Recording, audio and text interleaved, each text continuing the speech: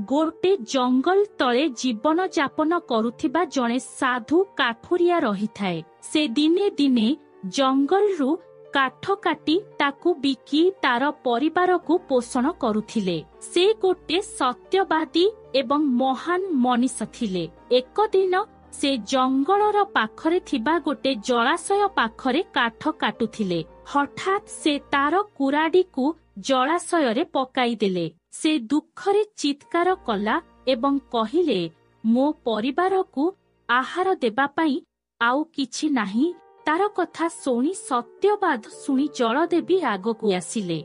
देवी ताकू दया करी जलाशयरू गोटे सुनार कुहाड़ी बाहर करी तार माने किछि प्रश्न कले। साधु काठुरिया कहिले, एहा मो कुराडी नुहे। देवी तार सत्यवाद देखी आउ गोटे रूपार कुराडी देले, किंतु से तथापि कहिले, एहा मध्य मोर नुहे। शेषरे देवी तार आसिली कुहाड़ी देले एवं सत्यवादर प्रति मोहित होई तीनोटी कुहाड़ी ताकू देईदेले। एही कहानी आमको एही पाठ देउछि जे सत्यवादी हेले सम्मान ओ पुरस्कार मिले,